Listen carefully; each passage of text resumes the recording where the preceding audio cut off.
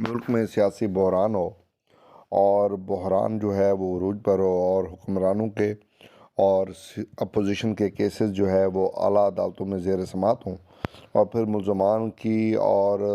ججز کی اگر گفتگو ہو رہی ہو تو یہ بڑی بری بات ہے۔ اور پہلے تو ججز کے لیے کوڈ آف کنڈکٹ ہوتا تھا، نہ وہ بازار جاتے تھے نہ وہ کسی سے ملتے جلتے تھے، لیکن اب صورتحال جو ہے وہ بالکل مختلف ہو گئی ہے۔ ججز بھی ملتے جلتے ہیں، ملزمان کو بھی ملتے جلتے ہیں، سیاستدانوں کو بھی ملتے جلتے ہیں۔ آڈیو لیکس کا ہونا جو ہے یہ بڑا خطرناک ہے۔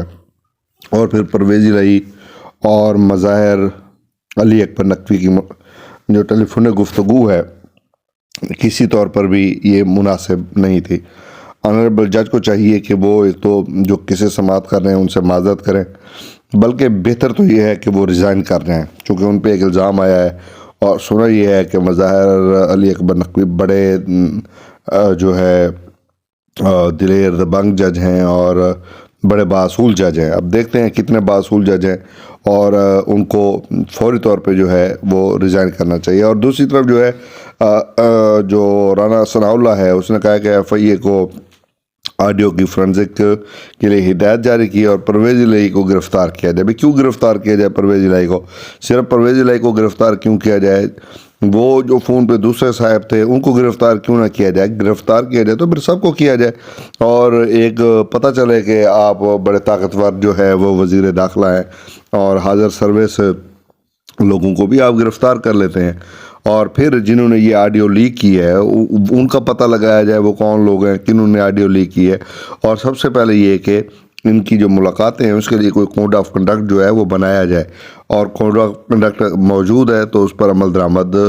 پر پھر عطا محمد بندیال ہے، کون ہے وہ جو چیف جسٹس ہے ہمارا،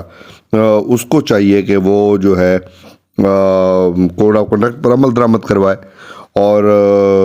اس طرح کی ملاقاتیں جو ہے وہ قابل پابندی ہونی چاہیے، کم از کم سیاستدانوں سے اور ایجنسیز کے لوگوں سے، یا اس طرح کے جو لوگ ہیں چاہے وہ کلپریٹ ہوں یا نہ ہوں، ان سے کیوں ملاقات کی جائے؟ وجہ آپ کو ملاقات کرنے کی کیا ضرورت پڑی تھی؟ تو فون پہ رابطے کا کیا مطلب ہے؟ اور پھر اتنی بے تکلفی کی گفتگو جو ہے وہ کیا کیا اچھے مانی؟ ٹھیک ہے، تو یہ جو مطالبہ کیا جا رہا ہے کہ معزز جج صاحب کو چاہیے کہ وہ اب اس سے سائڈ پہ ہو جائیں اور مرضی کے جج مرضی کے فیصلے کا زمانے کو آپ جانے دیں، ٹوٹلی یہ شیم فل ہے، اور یہ کسی بھی صورت میں جو ہے یہ قابل برداشت نہیں ہو سکتا ہے۔ اور اس لیے یہ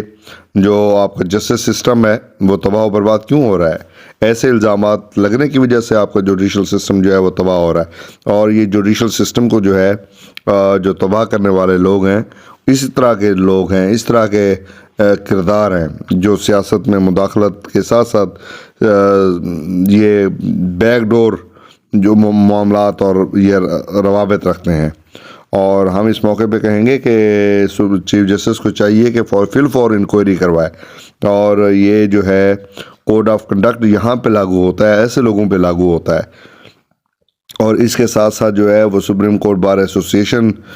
بھی میدان میں آئی ہے، انہوں نے بھی پریس ریلیز جاری کی ہے، دیگر اداروں نے بھی اپنا کنسرن جو ہے وہ اس حوالے سے شو کیا ہے۔ تو بہرحال کسی بھی صورت میں جو ہے یہ مناسب نہیں ہے،